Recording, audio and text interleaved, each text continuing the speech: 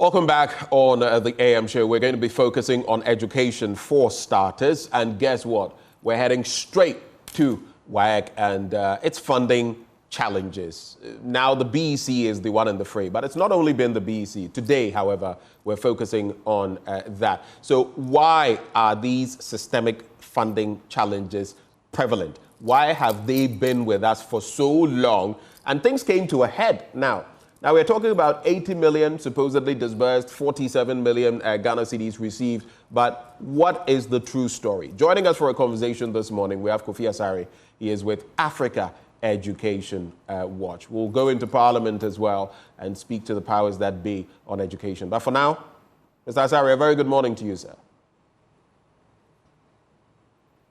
Hello. Hi, good morning. Good morning to your audience. It's really good having you. And let me also just mention that in the studio, we still have Yaa Jantuah. She's also very concerned about education. She'll be sharing her thoughts on that matter. But Kofi, in terms of where we are now, the challenges where just a few days ago we were being told that if things were not remedied, perhaps the BEC would not even come off. I would ask you, how did we get here? Historically and currently, the challenges. Walk us through them.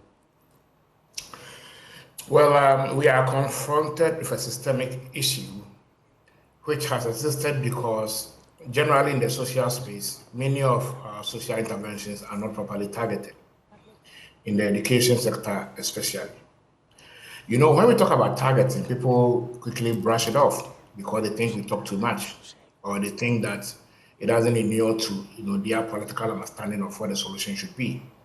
But the reality is that a lower middle income country like Ghana cannot effectively sustain the implementation of social interventions if we do not target when advanced countries are targeting. Now, what do I mean? We have a free basic education policy. We have a free basic education as a right and being implemented. We don't have a documented policy on free basic education. And so because of that, the assumption from the beginning has been that once you are in the private sector, you don't enjoy free basic education. Once you are in the public sector, you enjoy free basic education. That has been our mundane way of targeting. This has extended to the secondary level. It is only for interventions that are implemented under the Ghana School Feeding Program. That's under the Ministry of Gender and Social Protection, where you see the Ghana School Feeding Program and then the LEAP being targeted. So for instance, the Ghana School Feeding Program, close to 3 million children are benefiting from feeding, even though we have 6 million children in basic schools, in public basic schools. And then you have also LEAP benefiting over 1 million individuals, even though we are 30 million in Ghana. I'm not getting it because it's targeted. We have data available that guides the implementation of these two social intervention policies. Data at the Ministry of Gender and Social Protection and data at Ghana Statistical Service. That determines who are the poorest so that interventions can be targeted. But we have decided that for convenience sake, we will not use that data. And we are very comfortable with using very, very mundane targeting approaches. That's why we are here. Because otherwise, government shouldn't have had a problem in addressing the issue of WASI and BEC. Now, what is the issue of WASI and BEC?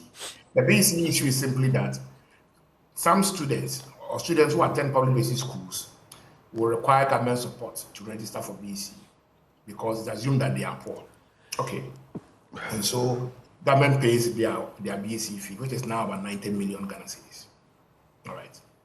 But the reality is that not every. So you just referenced the BEC registration fee. Is that what you're referencing, or WASI? Yeah. Yes. BEC annually it costs about, in excess of 90 million. Because I'm looking at the 2024 registration fee figure, and it's 95 million plus. So that's what you're referring to. That's for BEC, yeah. Okay. And they are talking about WASI, which costs almost 180 million Ghana cedis. Now the BEC, I want to start the BEC. Now the BEC, the assumption that every student in a public school accounts for a poor family or household is not correct. You can't. There are many students in urban Ghana attending high-end public basic schools, like the one at Accra Training College. There are so many public basic schools that you can't even get admission to attend. They are in Ghana here, or they are very, very top performing basic schools. The parents of such children are not poor parents. So the assumption that everyone in the public basic school is poor, so government should pay and block BC registration fee, is not proper when you're talking about economics. Now I go to the WAEC 2. Same thing. Assuming that every student in a, what's the problem? The problem is that you want to ensure everybody has access, everybody is able to access secondary education and complete. And so because of that, as part of free senior high school, we say that once you enter free senior high school, you enjoy free WAEC. But the reality is that not every student in senior high school cannot afford about 460 Ghana cedis or so. It is not true that all senior high school students can afford. Majority of them can afford that amount of money. So many times our approach there's a problem. The general problem is that some students do not have the capacity or may not have the capacity to pay their WAEC registration fees or their BC. That one, it is a fact. There's a problem. But in solving it, a country like Ghana should be asking itself first, the approach that I am adopting in solving this problem, is the approach one of the lowest costs of effectively solving the problem? That's the question we should ask ourselves.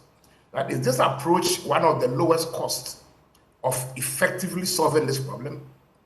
If you ask that question and you take yes, then you are targeting, then you are being efficient in deploying resources to tackle a social problem. In our case, we don't ask such questions. The only question we ask ourselves is this approach the easiest way to solve the problem?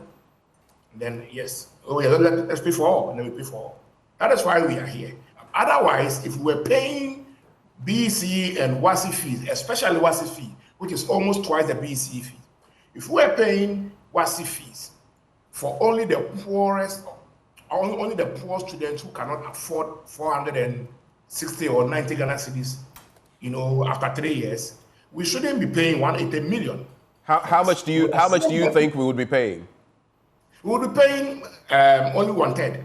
I believe that only 1/3 of students in senior high schools may have genuine reasons to need or to require the state. So that would be about 60 million Ghana cedis. Exactly. Now, if you are spending 60 million cedis to pay for WAEC fees for poor students, that's 1/3 of the students in our senior high schools, then you are freeing resources to support schools that do not have beds, to support schools that do not have desks in both basic and secondary schools. Because all of these form part of the broader package called free education. It is not just paying that fee. So if you are a country constrained by resource availability, and to be honest with you, we are discussing an expenditure which isn't even there. The money is not even there. So you see, it's a different thing having the money and having the luxury of spending without scarcity. Here is the case where scarcity is staring us at the face. We have severe constrictions in liquidity, and then we have the money to spend. We are owing WAEC as far back as 2022. So that conversation is one that we must have. That is the approach to ensuring that poor students who are unable to pay their BEC and WAEC to pay for both children of the rich and poor. That's the question we should ask ourselves. Okay. Second is this. All right. Go ahead.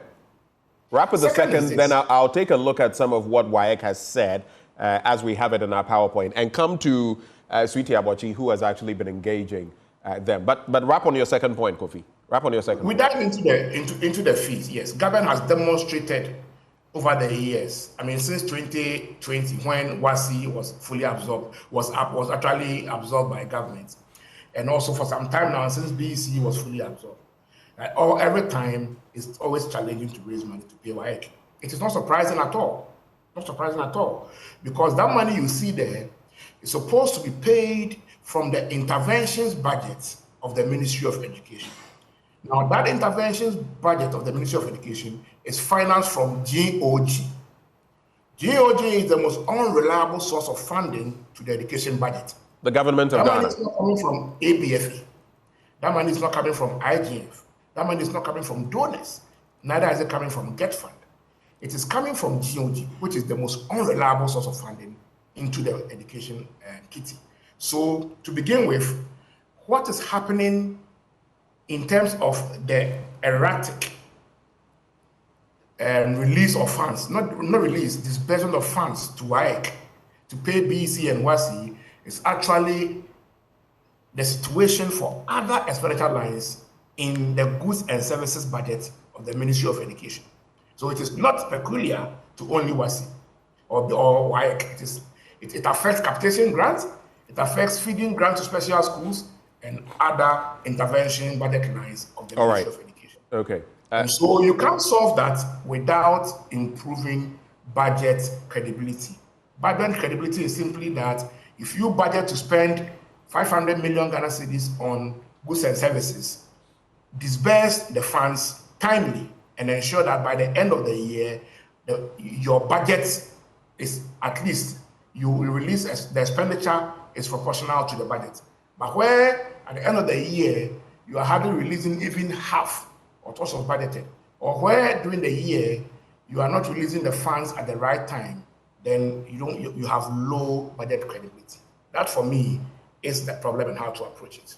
All right, just hold for me. So just to take a quick swipe at our PowerPoint presentation, when you look at the facts and figures actually there, you would see that WAEC's challenges and outstanding debt, it's been a continuous thing. 2023 outstanding registration, 698,000+. 2024 registration fee, 95.8 million.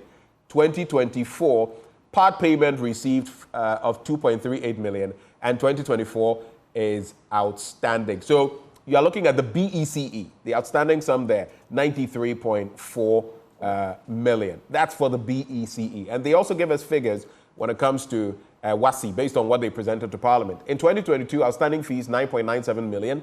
2023, outstanding, 56.5. And 2024, the registration fee that is now due, almost 180 million Ghana cedis, 178.3 million Ghana cedis. All of these are the details where we have to look at. And, Sweetie, so you interacted with officialdom at WAEC, and, there's been talk about 80 million Ghana cedis being paid. But what is the reality? How much have they received? They have received 47 million.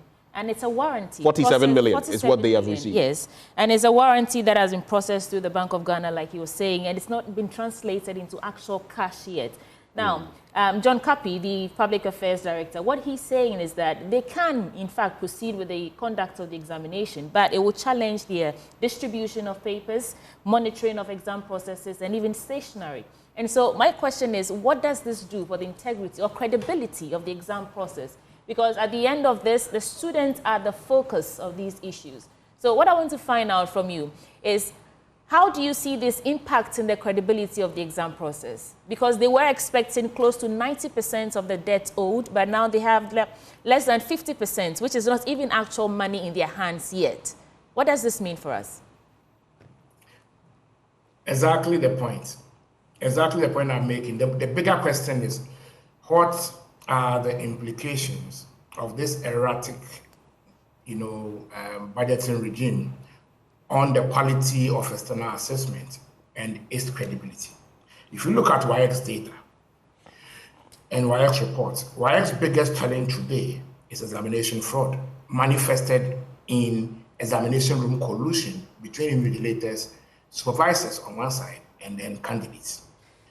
We have gotten to a pandemic level, if I should say, to the extent that we are not just at an unprecedented high, but we are going out of control. And the situation doesn't seem to be within the control of WAEC because it hasn't got the resources to deploy at the examination center to curb this examination room collusion.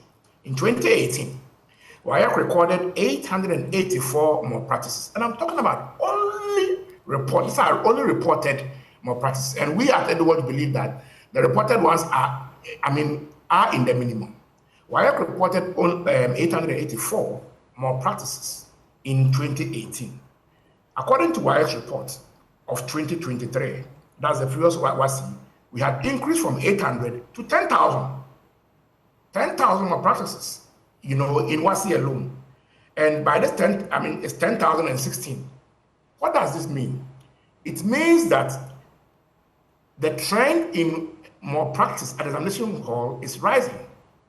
We all acknowledge that it is because of the poor quality of invigilation and supervision. But good quality invigilation and supervision is a function of investment.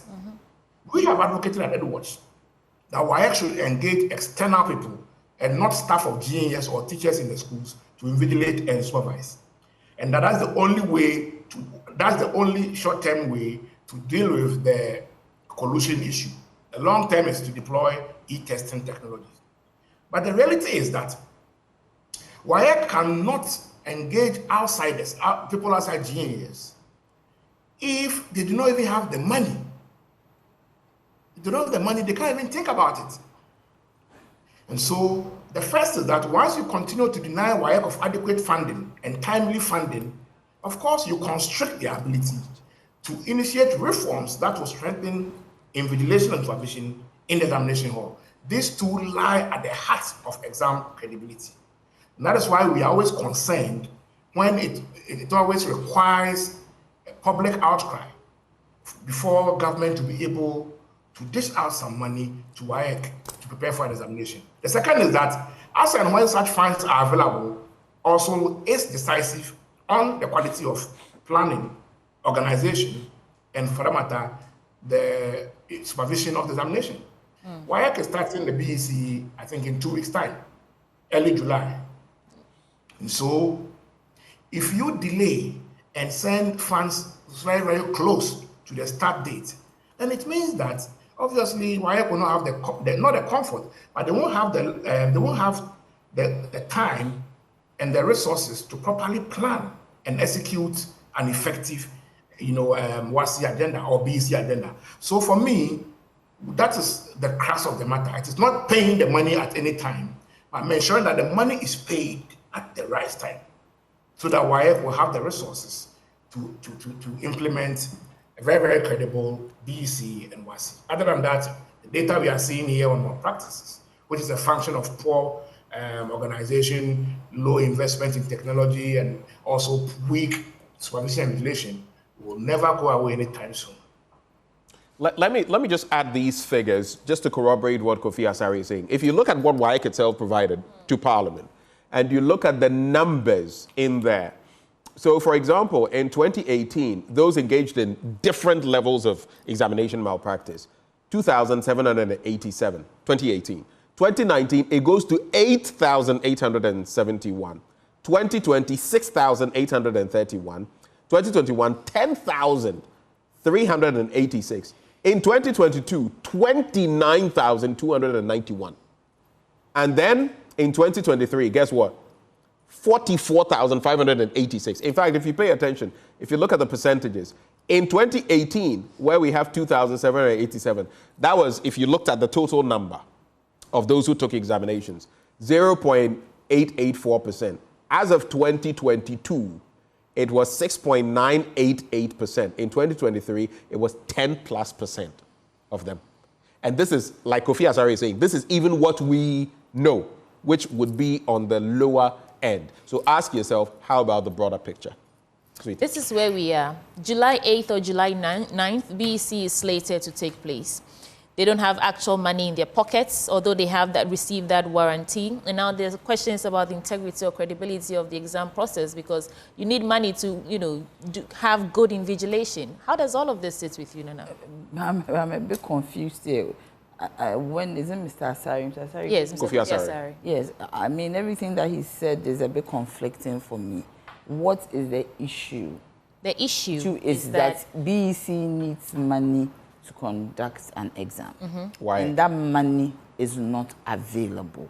Why is it not available? For me, that is what we should be looking at. But that's one of the issues he mentioned. He says that, I mean, from all these donations or whatever we get to support, the most unreliable is the GOG, the government of Ghana. And they are the very ones we're falling on now for support, the government of Ghana. So the point is that how has the debt accumulated? And if I could glean from what he's saying, it's like fees, paying fees for the poor. What is the percentage of people who are poor, whose registration fees are being paid? So you look at free SHS, yes, for example, free SHS, and they are paying for them so right now, en masse together. So where is the? That's where he's saying if you could even stratify, you'd be paying about 1/3. We have BEC, we have WASI. Yeah. So where is the debt heaviest? The debt is heaviest when it comes to WASI, actually. That is the point. So we need to then... Because of free SHS. Yeah, so then it comes to the point that we need to relook at free SHS. That it should be reviewed.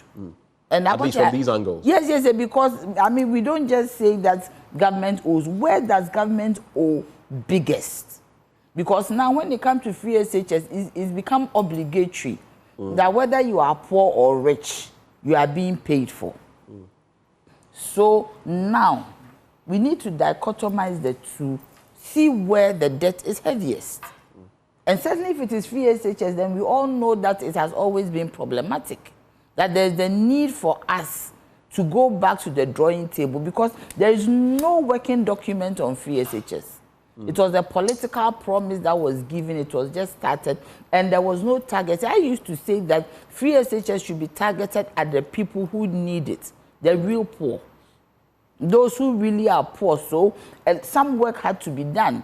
So the way we are implementing free SHS is like a lazy man's approach. We don't have any document that says that we have about maybe statistical service. There are about 50% poor people in these areas. How do we target them? Let's pilot and see how it goes. So now it is clear, if the majority of the debt is on free SHS, then voila. Yeah, because if you look at the registration fees, for example, sweetie, if you look at the registration fees, BC is around 90 million. Yes. Free SHS is 178 million, almost, and that's because of the free component. It's interesting. Just over this weekend, I had people have this conversation with me, and they were mentioning some of the very same things Professor Akilak Basoya is mentioning.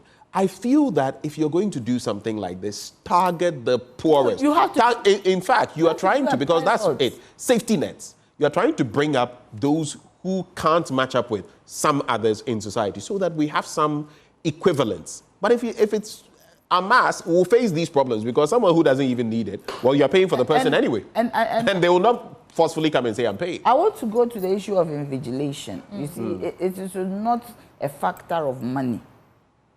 When we were in school, our invigilators were coming from GES, but from other schools. So my invigilator was not in my secondary school, so I didn't know the person. Yeah. The malpractice that has happened is the fact that the quality of education has dropped. The children are not getting adequate time with their teachers. So at the end of the day, they are most of the time, especially the free SHS, they are home. 3/4 of the time they are home. And they don't have face time with their teachers. So if you go home and your parents are unable to find you extra classes, then you are in trouble. Then you will cheat. And you see the market there's also a black market in there where the teachers, the invigilators, people are not, they don't have the right kind of, I mean, it's systematic, it's really endemic. But you know something, Sweetie, if I just may add this. Because you spoke of, sometimes I feel that, like you said, in the old system, and I went through that, where you would have people from other schools come and invigilate. I just want to, as part of the component of cheating in WAEC's own report, collusion reported by supervisors or invigilators or inspectors. Guess what? 2018, they had 11. 2019, 152. 2020, 267. 2021, 252. 2022, 278. 2023, 479. That's exactly it. Yes. So the point is that we need to have a look at our whole educational system because we are churning out some form of, I don't want to... It's a fan belt. Yes. Produce. Just produce. Sometimes if you engage a university graduate, the kind of English they will write for you. You say that English is not our mother tongue, but that's what we use to communicate in school. You just wonder, sometimes they actually write the WhatsApp English. Yes, on paper. So we are really in trouble. And the government should, this is what I say, and they say me, I am against government. It's not that I am against government. This is about us. This is about the generation to come. These are the people who are going to take over from us.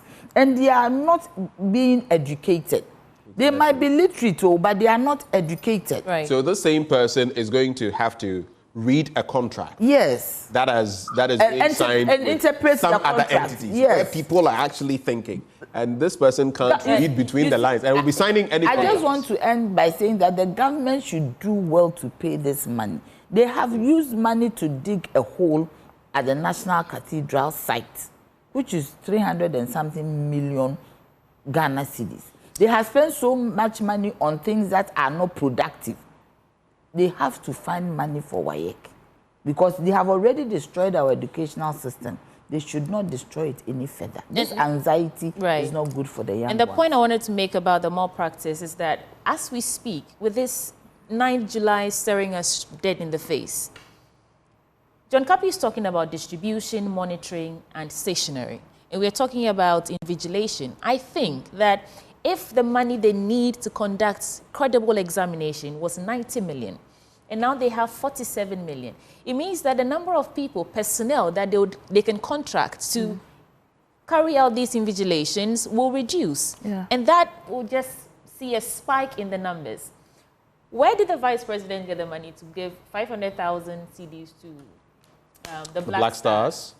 200,000 to last 2 weeks ago, the Vice President gave out Close to a million Ghana cedis. A million Ghana cedis. Charitable donations, okay, to the Black Stars to another group. Another group. So we need money to conduct examinations. As official or his personal money? He just gave it to them for the good work that the Black Stars are doing. Bank of Ghana. So how about we rechannel all these monies that we're giving out of the goodness of our hearts, and but 500,000 is do something good with it. But why is he not talking about it? Who not talking about it? The Vice President. Why is he not? There are a number of things happening in the country that the Vice President is not talking about. He's sleeping, you know. He's asleep. Did he just say the Vice President was sleeping? Yeah. He's asleep. He's sleeping on the job big time. He's been touring the country. Let's not say he's... But he's sleeping on the job. Touring the country, is that part of the mandate we gave him? To be touring the country for himself or for us? He's sleeping on the job. He's still looking for the steering. But which steering is that?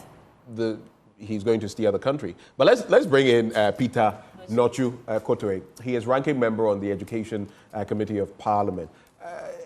It's a good morning here, and we are hoping it's good at your end as well. Thank you for joining us. Oh, yeah, it's good morning over here, too. I hope all is well. By God's grace, yes. We're alive and kicking. Let's just, to kickstart the conversation before Sweetie comes in, you've heard of the challenges. WAEC has made a presentation to you in Parliament. What do you make of the funding gaps that WAEC has faced? I was just looking at some of the metrics a short while ago and the incidence of so many things on the back of poor funding. We know that even in terms of registration fees, they need north of 90 million for BEC, almost 180 million for WASI. What is your reading of the situation, and how can Parliament contribute to solving this once and for all? Yeah, thank you very much. It is very worrisome that every year we have to speak before WAEC is given what is due them to enable them conduct the pre-teacher examinations like the BEC and WASI. For the past 3 years, minority had to come in, make noise before government will live up to expectations.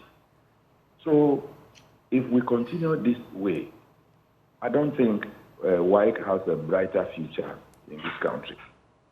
You see, the money that is due to WAEC is the registration fees charged, approved by Parliament, to be released to WAEC. Government said, I will absorb every payment for registration for BEC and WASI candidates. Then we budgeted for it, Parliament approved it. Releasing the money becomes a very big challenge. If not because private candidates for the BEC pay the full fee, I don't know how WAEC would have even prepared for the examination. So that is a challenge, and it is unfortunate that we are treating WAEC this way. In the other countries like Nigeria, Sierra Leone, the Gambia, and Liberia, as soon as Parliament approves the money and the year begins, WAEC is giving every money to work with. But it is the reverse in Ghana. Mr. Nachikutoi, earlier we the money that Mr. Nachikutoi. Hello. Yes. So the money that has been approved by Parliament, is it available, and the government is just holding on to the money, or the money is actually not available, and it's just the budgets that has been approved by Parliament for them for it to be disbursed to WAEC? Is the money available and not being disbursed? For me, the money should be available because it's an obligation, and you must work towards it. If you are able to get money for other expenditures that are frivolous and petty, why can't you get money available to pay for the services that WAEC will render on your behalf to these young students of ours in the country? So it is a lack of priority on the part of government. That is the cause of it, nothing else. They cannot tell us that the money is not available. If we are able to get money to do things that are not necessary in this country, why can't you get money, 94 million, to pay to WAEC to conduct the bid? It's not fine. I think the second part of Benjamin's question was how Parliament can solve this once and for all. Yeah. You haven't touched on that yet. Yeah. Our responsibility as a Parliament is to approve the budget. Every year we sit down with WAEC and the Ministry of Education and Ministry of Finance. This is how much to be charged per candidate. So you calculate it by the number of candidates that will take the examination. Then that amount is put into the budget. That, okay, when the year begins, release and so amount of money. So Parliament, we have done ours. We don't control the purse. If we did, this would not be a challenge. We are only to monitor, approve. And we have done the approval, and the monitoring has shown to us that government is not playing its part. So we will continue to talk as a Parliament that when the time is due and the money is not released, we will make the necessary talking for government to wake up from its slumber. So with 9th July staring us in the face, from where you sit, are we able to conduct basic education certificate exam for the young ones in this country? Yes, I think with persistent talking, they have now been given some money, about 50% of the 94 million. So according to WAEC, in my discussion with them, where this money can conduct the examination to write, or for these candidates to write, but they will need the remaining money to enable them do the marking, the script checking, and the collation, and pay those who have provided services and materials to them on credit. So that is the situation. All right. Thank you for spending part of your day with us this morning. But we do have to wrap up. Nanaya, yes, what will be your final take on this matter? My final take is that all stakeholders, as the Honorable says, should come together to ensure that this money is paid. I don't believe that the money should be paid in-house. And also, they have been given a warrant they should give them the full amount. And you see, when government promises, they should, you see, when you promise, you should do what is right. Because you cannot jeopardize the future of these young ones. Do you get me? Government should stop promising. If you cannot do it, you allow parents to also step in as an intervening factor. Because you always tout that, oh, we've paid fees, free SHS, this, that. But at the end of the day, you owe the body that conducts the exams. And from what the Honorable says, as if all the money that is owed mostly is through fees that they have promised, they have used politics, use it for politics and all that. When we look at the data, it started from 2018. Do you get me? So this government should do well, should stop promising. The promises are now becoming too much, and it is also affecting us. All right. They should try as much as possible. If they should do their data, do their analysis before they come out to come and promise. We beg them. The can promise situation is too much. They should stop it. Okay, and that's what I'm throwing to you, Mr. Kofi Asare. The can promise is too much. But how would you wrap this up for us? I think that let me quickly correct this. That I initially indicated that the number of malpractice increased from 800,000 to 10,000. Actually, it's actually the malpractice rate. Why I call it the malpractice rate, and it's actually 0.8% to 10%. So that's the increase in the malpractice rate. It's not the actual count, but it's actually the percentage increase in the malpractice rate from 0.8 in 2018 to 10% in 2023. My solution is that I think that one, we should target the payment of WASI fees. 465 Ghana cedis is not an amount that every parent in Ghana cannot pay.